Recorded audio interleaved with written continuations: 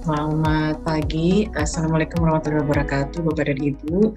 Yang terhormat Bapak Direktur Fasilitasi Ekspor dan Impor, Bapak Bambang Jaka Setiawan, dan yang terhormat Bapak Analis Perdagangan Ahli Utama, Bapak Martin, dan juga Bapak Ibu Pejabat IPSKA, dan Bapak Ibu para eksportir, dan juga Bapak Ibu hadirin sekalian yang sudah hadir di acara bimbingan teknis eksportir terregistrasi ER untuk skema Rex SPAU.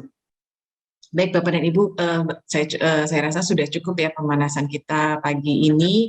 Tadi Bapak dan Ibu sudah mendengarkan arahan dari Bapak Direktur, kemudian juga sudah mendengarkan laporan dan maksud dari tujuan kegiatan kita di pagi ini, dan juga yang tidak kalah serunya Bapak dan Ibu sudah join quiz online ya, untuk kita bisa saling melihat, mengukur diri atas pemahaman kita terhadap Rules of Origin atau ROO ya biasanya disebut juga, atau mungkin dengan istilah ketentuan asal barang. Memang dalam hal ini banyak sekali istilah atau mungkin hal-hal singkatan ya, tapi pada intinya Bapak dan Ibu tidak perlu khawatir, semua itu akan mudah Bapak dan Ibu pahami.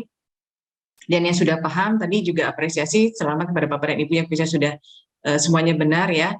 Nanti akan ada tantangan yang lebih seru lagi di podcast kita, dan juga nanti ada games juga di sela-sela nantinya. Mungkin nanti moderator yang akan lebih detail menyampaikan. Dan Bapak Ibu tadi yang kuisnya juga mungkin masih di bawah 50% ya yang benarnya, jangan khawatir. Di sini kami bantu Bapak dan Ibu untuk lebih bisa siap dalam menghadapi atau memahami ketentuan Rules of Origin. Baik, di sini mungkin Bapak dan Ibu yang juga aktif ya, atau yang baru pertama kali ikut ya di dalam bimbingan teknis atau sosialisasi terkait Rules of Origin. Di sini nanti kita akan coba pahami bersama, kita ingat kembali atau kita ulas kembali mengenai apa saja ketentuan-ketentuan yang perlu diperhatikan dalam pemenuhan Rules of Origin. Tadi kita ulang kembali atau kita ingat kembali arahan Bapak Direktur bahwa bukan hanya dokumen. Jadi ini memang fokusnya kita mengenai bagaimana kita bisa mendaftarkan diri sebagai eksportir terregistrasi, dan memang harus, karena memang ini sudah mandatori untuk bisa ekspor ke Uni Eropa menggunakan skema GSPAU. Tadi juga Pak Direktur sempat menyampaikan juga, ini ada kaitannya dengan Indonesia EU CEPA, skema bilateral, di mana nanti GSPAU dicabut, EU CEPA akan berlaku. Nah, artinya skema eksportir terregistrasi atau REX tadi, atau deklarasi asal barang itu akan tetap dipakai di skema atau untuk ekspor kita ke Uni Eropa. Meskipun dalam skema yang berbeda, tetapi mekanismenya kurang lebih akan sama. Sehingga di sini kesempatan Bapak dan Ibu untuk lebih memahami, untuk lebih siap. Yang belum daftar untuk segera daftar, yang mungkin masih belum punya ada rencana ekspor ke Uni Eropa juga tetap bisa daftar, tapi pahami dulu aturannya. Jadi di sini setiap kita ekspor bukan hanya masalah dokumen ekspornya atau dokumen pendukung ekspornya, tetapi bagaimana kita bisa juga pahami aturan terhadap produk ekspor kita untuk memanfaatkan kerjasama perdagangan yang sudah dibuka, yang sudah dijalin oleh Kementerian Perdagangan dan juga bersama dengan kementerian lainnya untuk membuka akses pasar ke suatu negara mitra. Untuk itu Bapak dan Ibu harus paham dan bisa lebih memaksimalkan pemanfaatan tersebut untuk produk ekspornya. Baik, saya langsung mulai saja. Tadi kalau dilihat di soal kuisnya ada yang terkait dengan DAB, persyaratan ER, ada juga mengenai istilah CPC ya, Change in Classification Tariff seperti itu. Nah, ini nantinya kita ulas lagi di sini. Mungkin Bapak dan Ibu bertanya apa itu ROO, kemudian apa itu ketentuan asal barang, dan bagaimana dia bisa hadir dan posisinya di dalam satu kerjasama perdagangan, dan kenapa harus dikaitkan dengan produk ekspor kita. Yang pertama adalah tadi Kementerian Perdagangan dan pemerintah Indonesia sudah membuka kerjasama perdagangan dengan negara mitra. Artinya adalah kerjasama perdagangan itu dibentuk untuk lebih bisa untuk kita ada jalan untuk kita bisa ekspor, tapi selain ekspor kita juga bisa memanfaatkan fasilitas preferensi. Preferensi ini adalah penurunan atau bahkan pembebasan biaya masuk terhadap produk ekspor kita ketika diekspor ke negara mitra. Nah ini dengan pemanfaatan kerjasama perdagangan yang sudah dibentuk akan muncul yang nama cakupan produk, karena cakupan produk itu merupakan produk yang dikomitmenkan atau yang diperdagangkan antara Indonesia dengan negara mitra. Misalnya kita membentuk satu kerjasama tadi mungkin ASEAN atau hal lainnya. Tetapi khusus untuk GSP-AU kita fokus ya, kita fokus dikhususkan GSP-AU. Nah, GSP-AU ini adalah tadi suatu seperti hadiah dari negara Uni Eropa selaku negara maju kepada negara Indonesia. Nah, ini ada cakupan produknya. Kemudian dari cakupan produk tersebut, karena suatu hadiah ada tarif di situ ya sebagai hadiah juga. Artinya kita bisa mendapatkan tarif preferensi kalau kita bisa pakai skema GSP-AU. Tetapi selain itu, selain kita bisa dapat preferensi, ada hal lain yang perlu kita perhatikan. Bagaimana cara kita bisa memperoleh hadiah tersebut berupa tarif preferensi, yaitu adalah penuhi aturan barangnya, penuhi aturan rules of origin-nya untuk produk ekspor Bapak dan Ibu. Gimana aturan produk tersebut? Produk tersebut nanti akan melekat di tiap barang. Jadi setiap barang punya aturan yang berbeda. Kemudian setelah kita memenuhi aturan tersebut, bagaimana langkah kita selanjutnya? Yaitu tuangkan ke dalam dokumen pembuktiannya atau dokumen keterangan asal, dokumen yang menerangkan origin barang bahwa barang tersebut sudah memenuhi ketentuan GSP-AU. Jadi paham ya Bapak dan Ibu di sini posisinya. Kemudian ini kami juga sampaikan dasar hukum karena tadi juga Pak Direktur mengulas bahwa pentingnya mengetahui kebijakan yang sudah diterbitkan oleh Kementerian Perdagangan terkait dengan pemanfaatan kerjasama, karena di situ juga sudah kita bantu Bapak dan Ibu ada pengaturan, ada artikel-artikel atau pasal atau ayat yang membantu Bapak dan Ibu memahami aturan dari masing-masing kerjasama khususnya untuk pemenuhan RUU atau aturan rules of origin-nya. Ini ada Perpres 58 mengenai siapa yang berwenang menerbitkan SKA. Itu hanya Menteri Perdagangan yang kemudian mendelegasikan kepada para pejabat IPSKA. Kemudian ada Permendak 77 mengenai ketentuan asal barang, di situ ada ketentuan FOMB juga, FOMB non preferensi. Yang baru mendengar FOMB atau non preferensi kita akan ulas di slide berikutnya. Ada juga Permendak 24. Ini juga Permendak yang harus Bapak dan Ibu baca karena Permendak 24 ini mengatur bagaimana Bapak dan Ibu selaku eksportir bisa memperoleh SKA dan ketentuannya bagaimana. Lalu ada 25, Permendak 25 ini lebih diwajibkan kepada IPSKA ya, karena di sini ada ketentuan dan kewajiban instansi penerbit SKA yang sudah didelegasikan oleh Menteri Perdagangan untuk bisa menerbitkan SKA. Ada juga Permendak 111, tadi juga Pak Direktur mengulas ini dan Bapak Martin juga, karena penekanannya adalah karena kita fokus di GSP-AU, fokus di pembuatan BAB sebagai pengganti POM A, ini ada pengaturannya di 111. Silakan dibaca, ini juga pasti akan bermanfaat karena Bapak dan Ibu juga tentu harusnya ada effort ya, ada upaya untuk kita mengetahui aturan, memahami aturan sebelum kita bisa mengimplementasikan aturan tersebut. Ini kemudian mungkin di bawahnya hanya Permendak per FTA, jadi sekarang kita sudah ada satu Permendak per satu FTA, jadi juga untuk memfasilitasi dan memudahkan para eksportir untuk bisa mengupdate diri dengan kebijakan dan FTA yang ada. Yang terbaru untuk Indonesia EFTA di Permendak 58 2021. Ya, nantinya. Lalu mungkin Bapak Ibu sini ada yang mungkin yang baru mendengar mengenai rules of origin atau berpikir apa sih dan gunanya apa sih rules of origin tersebut? Kenapa nggak cukup hanya ekspor saja saya dapat tarif begitu saja cukup selesai? Tidak seperti itu Bapak dan Ibu, karena tadi sebagai tarif yang kita yang merupakan hadiah bagi kita terhadap produk ekspor kita untuk bisa lebih murah, tidak perlu bayar biaya masuk atau bahkan biaya masuk yang mungkin hanya sekian persen dari MFN lebih terendah.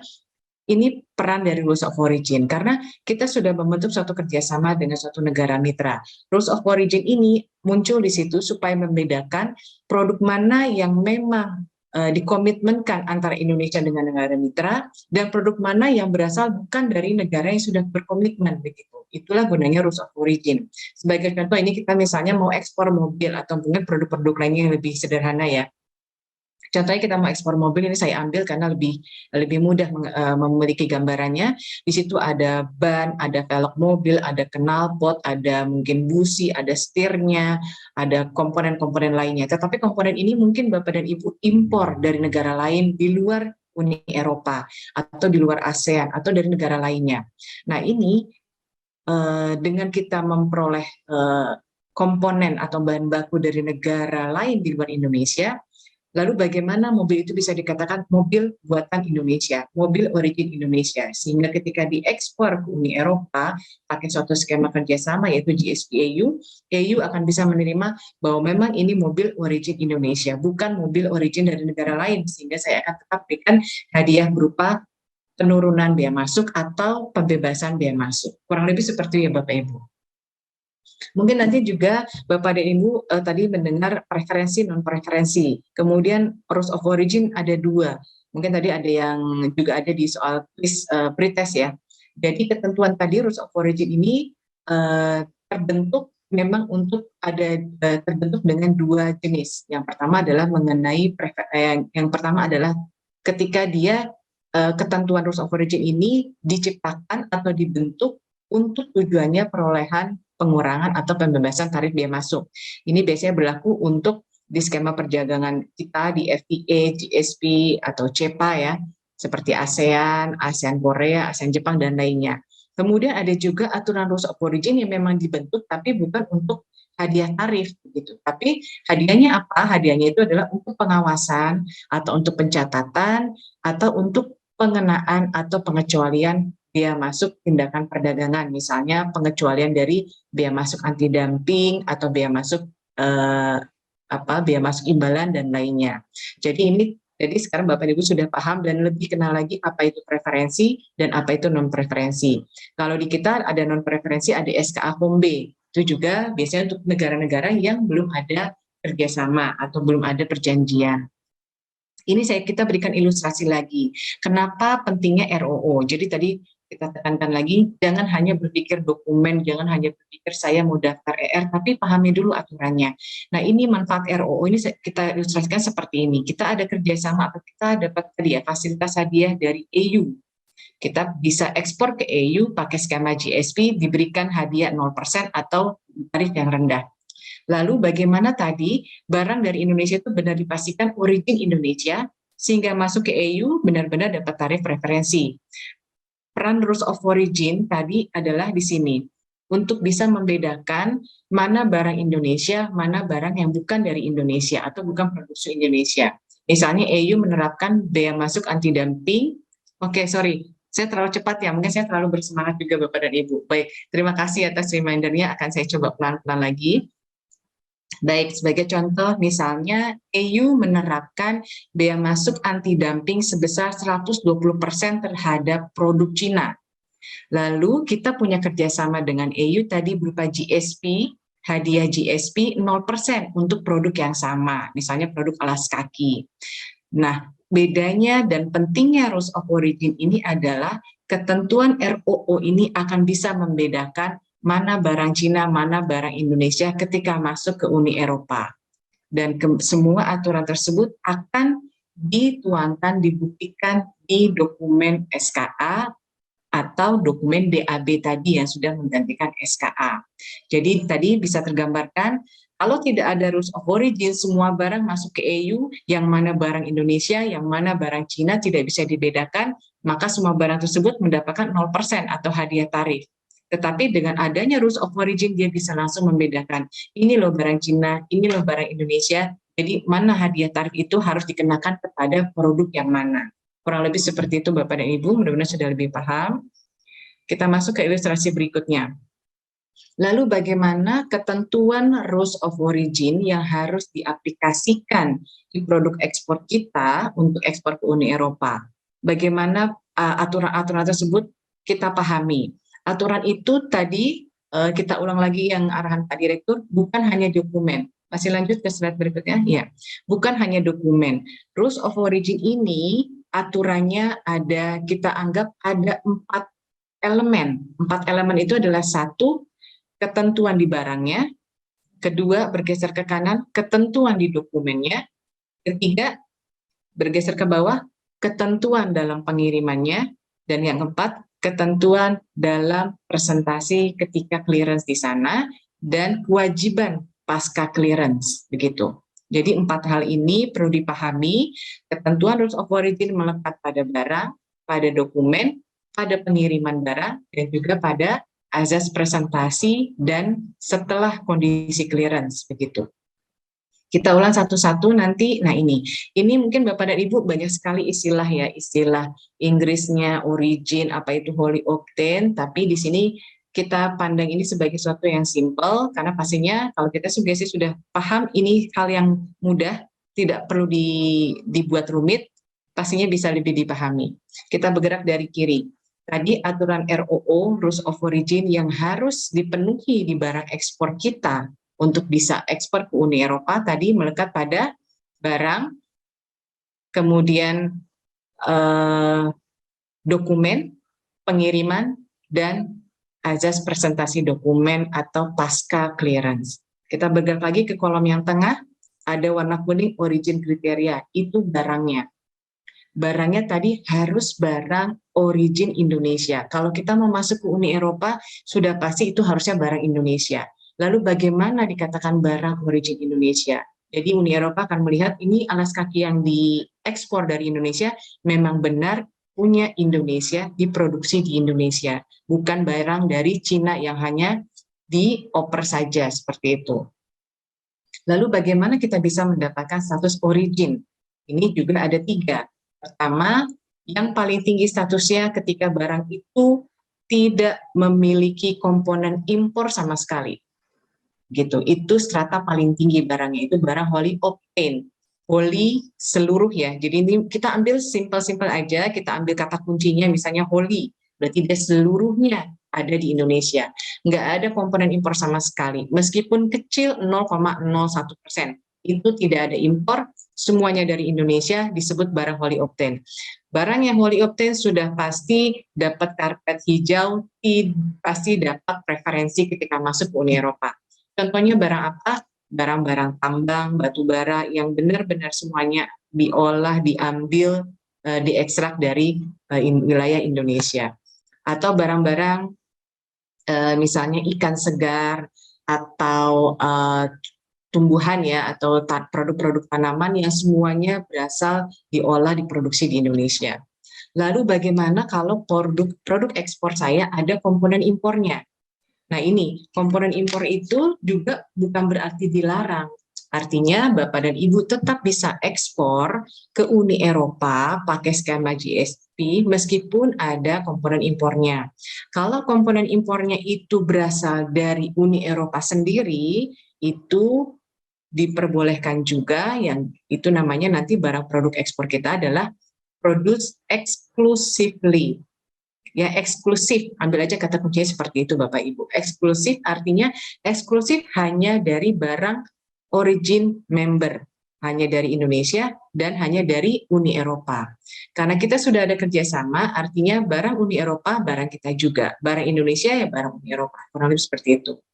Kemudian lalu bagaimana kalau saya ada komponen impor yang saya produksi lebih lanjut di produk ekspor saya, tapi berasal dari luar Indonesia, luar Uni Eropa, misalnya dari India, dari Taiwan, dari Hong Kong, apakah tetap boleh diekspor? Boleh, asalkan terhadap komponen impor tersebut dilakukan suatu transformasi. Ini kata kuncinya tadi, satisfied substantial transformation, ambil aja kuncinya adalah transformasi yang substansial. Substansial itu batasnya bagaimana? Batasnya akan ada dan tersirat di PSR. Jadi setiap, tadi saya bilang, setiap kerjasama perdagangan ada aturan ROO, aturan RO-nya juga akan tertuang di aturan produk. Semuanya itu ada aturan jelas by produk. Jadi untuk produk alas kaki, produk mainan anak, atau produk minyak sawit, produk minyak sawit seperti itu, masing-masing punya aturan yang berbeda. Jadi di sini nanti Bapak dan Ibu tetap membolehkan kita pakai skema GSP meskipun ada komponen impor atau semuanya komponennya dari Indonesia, semuanya boleh bisa diekspor. Tetapi tadi lihat kembali aturannya apa. Nah, di sini di kesempatan kita pagi ini kita nanti akan simulasi. Jadi tolong Bapak dan Ibu yang mau bertanya silakan disiapkan. Kita simulasi bersama bagaimana cara membaca aturan produknya tadi untuk skema GSP-EU. Silakan persiapkan kode HS produk ekspor dari Bapak dan Ibu. Yang kedua, siapkan kode HS daftar komponen barang atau komponen bahan baku yang dipakai dalam proses produksi. Nanti kita cek bersama, kita simulasi bersama bagaimana cara membaca aturannya dan apakah produk ekspor Bapak dan Ibu bisa menggunakan skema GSP/EU. Itu sudah selesai, kita selesai di situ ya Bapak dan Ibu, cukup. Kita bergerak ke kedua, yang balik lagi ke sebelah kanan itu consignment kriteria. Tadi kan aturan ROO melekat pada barang, pada cara pengiriman.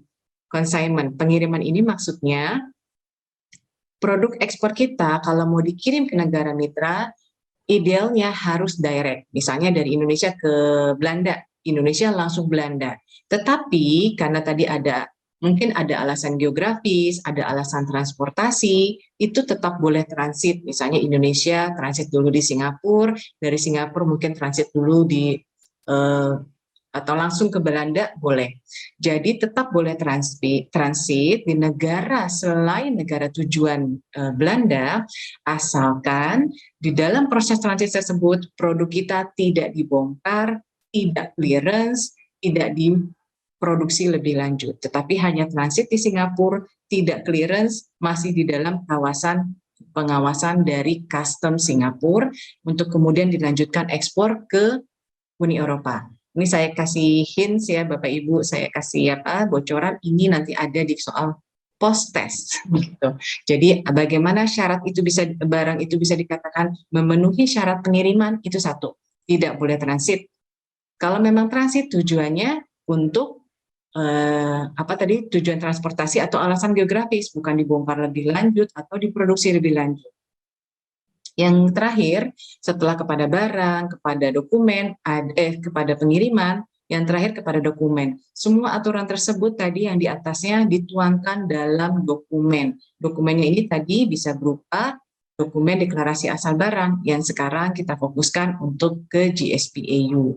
Artinya dokumen tersebut harus kita penuhi, harus kita lampirkan di produk ekspor kita untuk pembuktian bahwa barang ekspor kita memenuhi aturan barang origin, memenuhi syarat consignment atau pengiriman, sehingga tolong berikan kepada kita hadiah tarif preferensinya. Kurang lebih seperti itu Bapak Ibu. Untuk yang sebelah kanan, ada akumulasi de minimis non-qualifying, gampangnya seperti ini. Terhadap barang kita tadi, terhadap barang ekspor kita, itu tadi bisa pakai yang namanya barang anggota. Misalnya, mungkin kalau selain GSP/EU, saya kasih contoh yang lebih mudah, contoh ASEAN. Kalau kita mau ekspor ke ASEAN, kita bisa pakai bahan baku ASEAN, anggota ASEAN lainnya, 9 negara ASEAN, Thailand, Filipina, Myanmar, atau lainnya, Kamboja. Barang mereka, barang kita juga, tapi syaratnya ada ketentuan lagi, ketika impor, tunjukkan ada SK impornya, bahwa memang komponen impor tersebut dari negara anggota. Kemudian de minimis, apa sih de minimis? De minimis, kita ambil aja kata kuncinya minimis, minimal seperti itu ya. Artinya ada syarat tertentu di setiap barang yang kita boleh pakai komponen impor, tetapi tidak diolah lebih lanjut, asalkan dia memenuhi persentase maksimalnya. Nah ini biasanya ada diketahui di PSR-nya, misalnya 5%-nya itu boleh tidak diolah lebih lanjut. Saya ambil contoh lebih gampangnya, saya mau ekspor garment ke Uni Eropa, de minimisnya 5% untuk produk tekstil. Mungkin saya impor kancing dari Cina, karena sudah berbentuk kancing, kan nggak mungkin diolah lebih lanjut. Jadi tinggal saya tempel di produk garment saya, dan kancing itu tidak lebih dari 5%, itu boleh. Begitu. Tapi kalau misalnya kancing itu yang saya pakai di baju misalnya lebih dari 5%, mungkin bajunya isinya kancing semua, misalnya seperti itu, misalnya sampai 20%, nah itu yang nggak boleh, karena berarti kancing tersebut hanya 5% saja boleh ambil dari Cina, selebihnya 20%-nya kancingnya, 15%-nya harus dari Indonesia atau lokal, begitu. Kemudian ada juga hal-hal non-qualifying operations. Ini artinya ada suatu proses produksi yang meskipun Bapak dan Ibu menganggap saya sudah melakukan suatu proses produksi, tapi kok dianggap non-qualify. Karena apa? Karena juga kita akan dibatasi proses produksi yang bagaimana yang dianggap signifikan, yang bisa menghasilkan tadi transformasi. Kalau cuma repackaging atau apa pengemasan ulang seperti itu, ya itu kan dianggap non-qualifying. Sehingga Bapak dan Ibu juga harus tahu proses produksi yang bagaimana yang bisa dianggap substansial. Jangan hanya repackaging tadi, mengolah atau cuma nempel label seperti itu, ganti label menjadi made in Indonesia, bukan proses produksi yang seperti itu. Proses produksi yang bagaimana nanti kita bisa lihat di aturan berikutnya atau kita simulasi biar Bapak dan Ibu lebih jelas. Ya, silakan lanjut. Mudah-mudahan waktunya masih cukup ya. Oke, tadi ini kita berbicara sekarang produknya dulu. Produk bagaimana tadi yang memiliki strata tertinggi yang sudah dipastikan itu barang Indonesia. Tadi adalah barang wholly obtained, yaitu barang-barang alam umumnya seperti tadi misalnya barang batu bara atau mineral lainnya, atau kita ekspor misalnya ikan segar, atau kita ekspor telur ayam, tapi telur ayamnya benar-benar diperoleh dari ayam yang dibesarkan di Indonesia, kurang lebih seperti itu ya Bapak dan Ibu. Next-nya, ada juga tadi kalau kita mau mengekspor, misalnya mau mengekspor mie instan, tetapi seluruh komponennya originating Indonesia dan originating anggota, itu juga boleh diekspor dan sudah pasti dapat tarif referensi. Berikutnya, ini ilustrasinya. Next-nya, lalu kalau tadi ada komponen impor tadi harus dilakukan perubahan. Kita balik lagi ke slide yang ada bagan kuning. Nah ini, ya, sebentar. Oke. Jadi terhadap komponen barang impor ini harus dilakukan yang ini yang kanan. Kita lihat yang ada box warna hijau ini. Terhadap komponen impor tersebut bisa dilakukan suatu proses produksi lebih lanjut supaya bisa dikatakan barang itu barang origin Indonesia, asal Indonesia. Proses produksinya apa saja? Ada 3. Bisa dilakukan suatu proses produksi yang menghasilkan perubahan di kode HS atau kode klasifikasi, atau suatu proses produksi yang menghasilkan nilai tambah, value added. Ambil kata kuncinya ya Bapak Ibu ya. Kalau tadi yang pertama change in tarif klasifikasi, perubahan tarif klasifikasi, perubahan kode HS. Yang kedua value added, ada nilai tambahnya. Misalnya 10%, 20%, 30%, atau 40% sesuai yang disyaratkan. Atau ada proses khusus spesifik manufacturing. Misalnya untuk tekstil tadi harus diwarnain, digunting, harus di crocheting atau apapun itu namanya spesifik proses. Nah, terhadap 3 proses ini harus dilakukan. Apa harus 3-tiganya? Belum tentu. Kita lihat lagi aturannya, per produk beda aturan. Saya jelaskan lagi yang disebut perubahan kode HS, perubahan klasifikasi tarif itu bagaimana. Bapak dan Ibu tahu kode HS ya, harus tahu karena Bapak dan Ibu mengekspor barang, Bapak Ibu harus tahu deskripsi barangnya, harus tahu kode HS-nya. Kode HS itu sangat penting, itu akan bisa merefleksikan seluruh aturan, bisa menggambarkan apapun mengenai kondisi barang. Kode HS itu ada 6 umumnya. Chapter, bukan umumnya, memang ada 6 ya. Chapter, heading, dan subheading. Ini kode HS yang berlaku di seluruh negara ya, seluruh dunia. Chapter 2 digit pertama saya tandai warna hijau, heading 2 digit berikutnya warna biru, subheading 2 digit berikutnya warna merah. Begitu. Mungkin kita juga ada mengenal ada kode HS 8 digit, itu kode nasional, tapi kode di dunia itu 6 digit sudah pasti sama. Nah ini belum bergerak. Nah ini bagaimana ketika barang ekspor kita itu disebut sudah melakukan suatu proses produksi, yaitu adalah ketika tadi kalau ada perubahan kode klasifikasi tarif atau kode HS itu contohnya misalnya saya mau ekspor coklat blok dari Indonesia, kode HS-nya 1806 20. Tapi saya komponen impornya saya ambil gulanya misalnya dari India 1701. Saya impor juga dari Malaysia. Kebalik ini Indonesia. Saya ambil gula tebunya dari Indonesia 1701. Saya impor juga mentega dari Malaysia. Saya impor juga coklat, biji coklatnya dari Ghana. Kemudian saya akan ekspor semuanya, saya akan olah lebih lanjut, kemudian saya ekspor coklat bloknya ke Uni Eropa. Di sini akan terlihat kita, karena gula tebunya sudah dari Indonesia, sudah origin dong, berarti nggak perlu kita cek. Yang kita cek komponen impornya, ada dari Malaysia cocoa butter 1804, dari 18 berubah ke 18 juga, berarti chapternya sama, berarti dia tidak terjadi perubahan chapter. Tetapi kita lihat lagi digit berikutnya, 04 berubah ke 06, artinya ada perubahan digit. Perubahan digit itu dari 04 ke 06 karena dia letaknya di heading, berarti yang Bapak Ibu lakukan sudah ada perubahan heading. Kemudian saya cek lagi yang ke bawah terhadap biji coklat saya yang dari Ghana, 1801 berubah ke 1806. 18-nya sama-sama chapter 18, berarti nggak ada perubahan chapter. Tetapi ada 01 ke 06, berubah di heading juga, berarti yang saya lakukan ada perubahan heading. Begitu ya Bapak Ibu ya. Sudah paham? Untuk yang dari Indonesia, dari gula tebunya nggak perlu diproses lagi. Maksudnya tidak perlu kita cek, karena itu memang sudah dipastikan dari Indonesia. Asal benar-benar dipastikan Bapak Ibu ngambilnya dari mana. Misalnya dari supplier gula tebu di Indonesia, pastikan juga suppliernya memang mengolah, menanam si gula tebunya, jangan impor juga. Begitu ya Bapak Ibu ya, sudah paham namanya perubahan tarif. Next-nya. Ya. Ini mengenai nilai tambah. Ini saya fokuskan di GSP. Bapak dan Ibu selama ini mengenal RVC 40% di ASEAN, ASEAN Plus One. Untuk GSP berbeda dan agak unik. Dibacanya terbalik.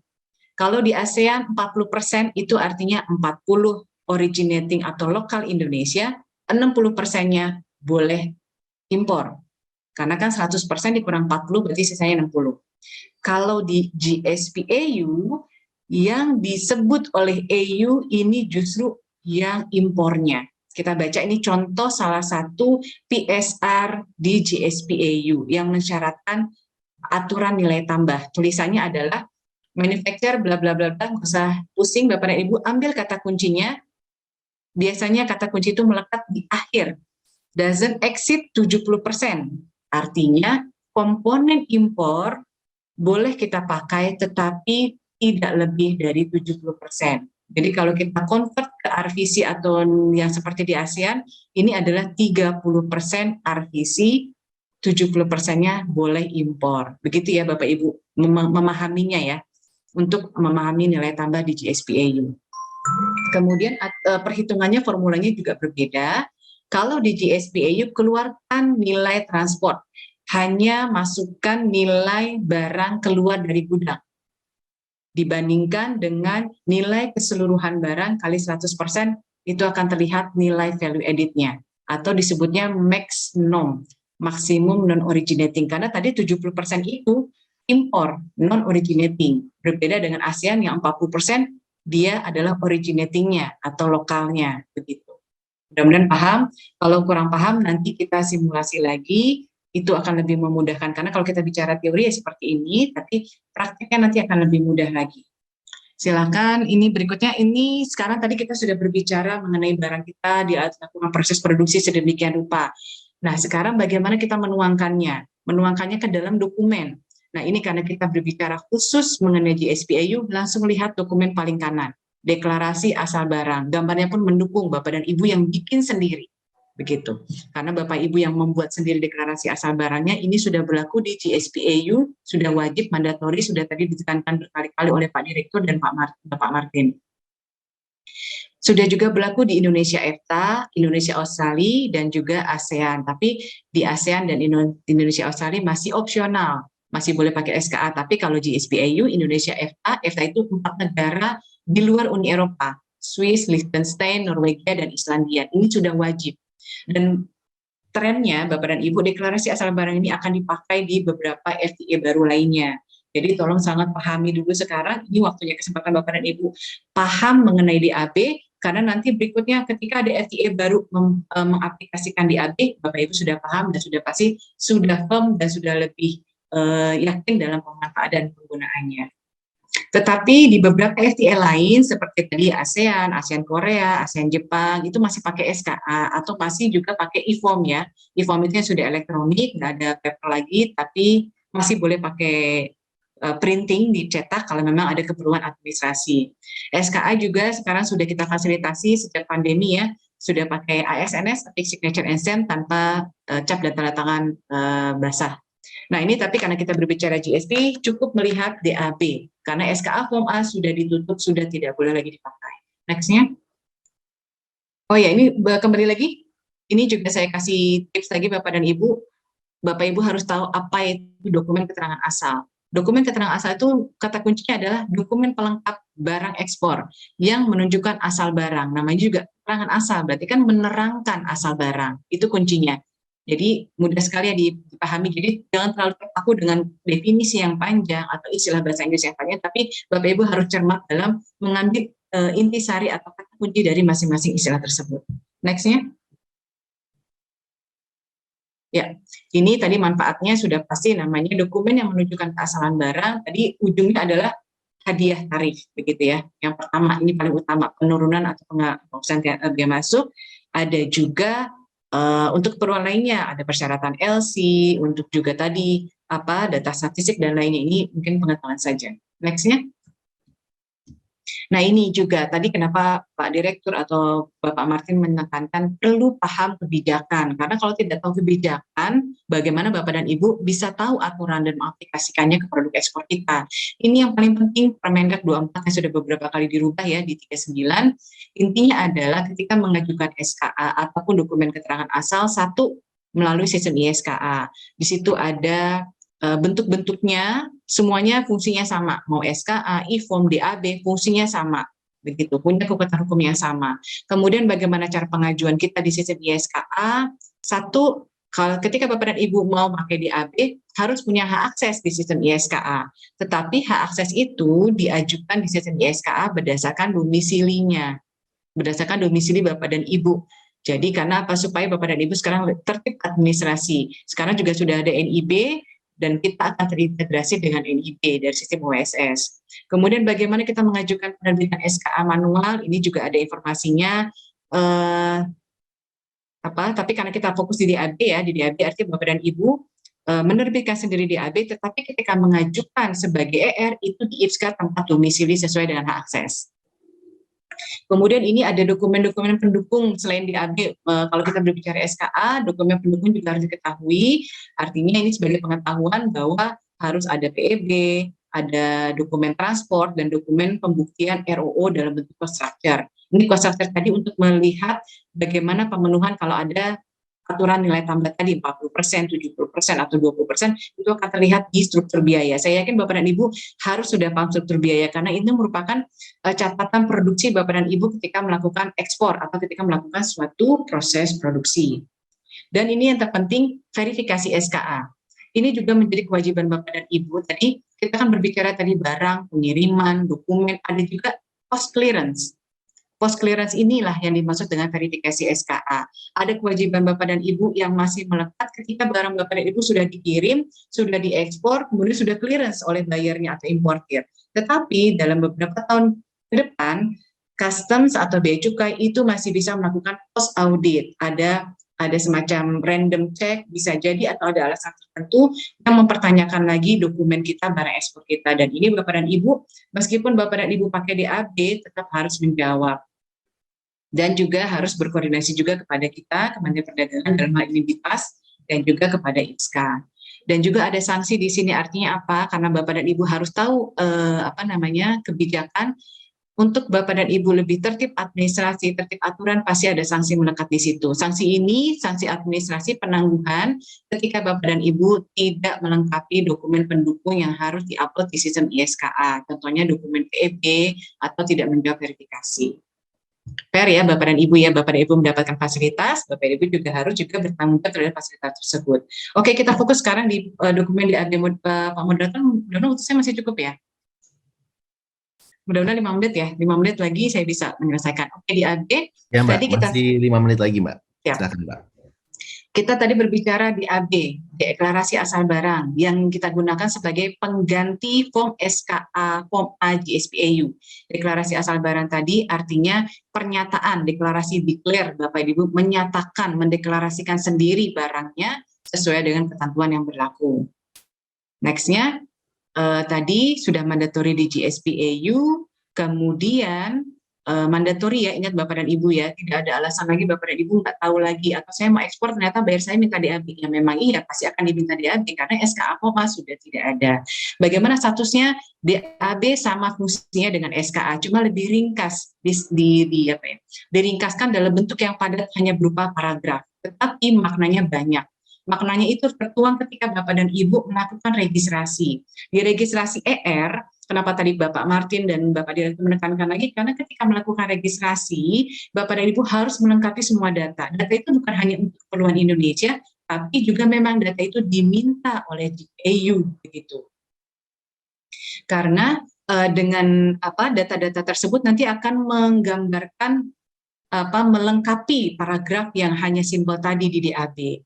Kemudian satu hal lagi, nggak boleh DAB itu dipakai yang bersamaan. Ini khususnya mungkin untuk untuk skema yang masih opsional seperti ASEAN atau Indonesia Australia, karena masih ada opsi boleh pakai DAB, boleh pakai SKA, tapi jangan dipakai semuanya satu-satu begitu Bapak Ibu, supaya tidak terjadi double claim preferensi. Lanjut, oke, ini pengelompokan jenis eksportir. Lalu untuk GSP/EU, untuk menjadi eksportir terregistrasi atau ER tadi, ini saya eksportir yang bagaimana yang boleh. Nah ini, jadi bisa dilihat, untuk penggunaan DAB, itu hanya boleh digunakan oleh eksportir terregistrasi. Langsung kita lihat kolom tengah, karena kita fokus di sini. DAB hanya boleh dipakai, hanya boleh digunakan oleh eksportir yang sudah terdaftar sebagai ER. Jadi makanya Bapak Ibu segera daftar. Kemudian kalau eksportir umum itu hanya boleh mengajukan SKA atau IFOM. Tapi eksportir umum yang belum mendaftar ER nggak boleh atau tidak bisa pakai DAB. Demikian juga dengan eksportir tersertifikasi. Nah, eksportir tersertifikasi ini skemanya lain untuk skema ASEAN. Dia itu karena ASEAN lebih lengkap ya, opsional, bisa pakai SKA, bisa pakai IFOM, bisa pakai DAB, ini makanya centangnya lebih banyak. Tapi kita fokus di tengah saja Bapak Ibu ya, menjadi ER. Kalau Bapak Ibu sudah jadi ER, bisa pakai DAB. Kalau belum jadi ER, nggak boleh pakai DAB, artinya Bapak Ibu jadinya nggak bisa ekspor Uni Eropa kalau pakai skema GSP. Next-nya. Ini ketentuannya, pastinya ketentuan ini melekat terhadap fasilitasi yang Bapak Ibu peroleh, karena bisa terbitin DAB sendiri, sudah mandiri. Ini ketentuannya adalah satu, memegang bukti keasalan.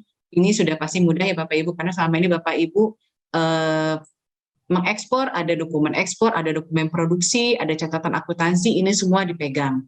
Kemudian yang paling penting tadi mengisi data. Ini data-data ini nanti akan tertuang. Jadi Uni Eropa akan bisa mempertanyakan lagi mengenai deklarasi asal barang yang simpel tersebut, tetapi deklarasi asal barang tadi itu adalah bisa mendeskripsikan ulang bahwa eksportir ini adalah namanya siapa, alamatnya di mana, alamat email, nomor telepon, bidang usaha, AS dan uraiannya. A dan B dan C dan D ini juga penting. Bapak dan Ibu, di sini kami sudah sangat mengalami kesulitan dan akhirnya jadi tahu kalau ternyata Bapak dan Ibu banyak yang tidak mengupdate profilnya. Ini juga jadi perhatian Bapak dan Ibu. Tadi juga mungkin Pak Direktur pastinya masih membutuhkan jawaban kenapa selama ini belum ada yang daftar, kenapa selama ini belum ada yang ikut, karena tadi harapan kami bisa sampai 1.000 peserta, tapi ini hanya setengahnya. Untuk itu Bapak dan Ibu tolong ketika melakukan update atau pendaftaran apapun, berikan alamat, nomor telepon, dan alamat email yang valid. Karena itu salah satu bentuk pertama kita untuk meng-approach Bapak dan Ibu ketika ada informasi atau ajakan atau edukasi atau undangan lainnya.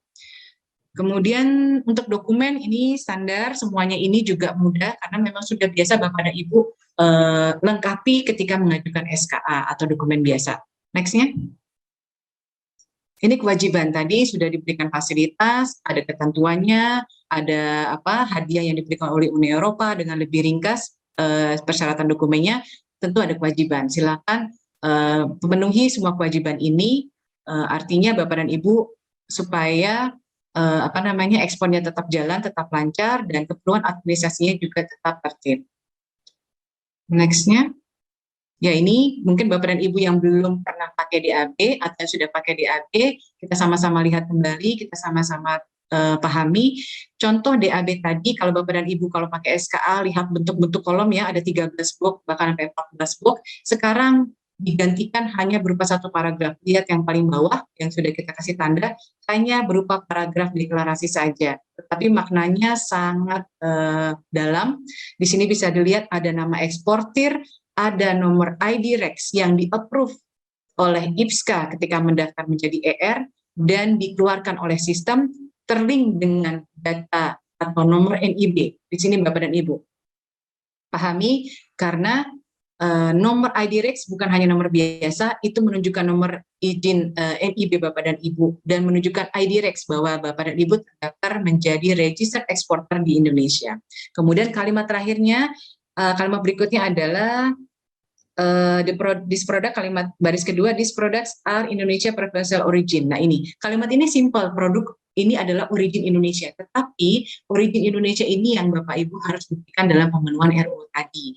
Dan pemahaman ini kan artinya Bapak dan Ibu mendeklar barangnya pemenuhi origin, artinya Bapak dan Ibu juga mengakui dan mendeklarasikan sendiri bahwa kami perusahaan paham aturan RUU. Dibuktikan dengan apa? Mendaftar ER, mengikuti uji lulus, dan akhirnya bisa sampai ke tahapan menjadi eksportir terregistrasi. Ya, next-nya. Nah ini tadi saya sampaikan Bapak dan Ibu, kita kasih kesempatan di sini Bapak dan Ibu siapkan kalau mau mensimulasi PSR GSPAU untuk produk ekspornya, siapkan kode HS produk jadi, dan siapkan kode HS untuk bahan bakunya. Nanti kita simulasi bersama di sesi berikutnya. Mungkin itu saja. Ya, terima kasih. Saya kembalikan kepada moderator. Selamat pagi. Assalamualaikum warahmatullahi wabarakatuh.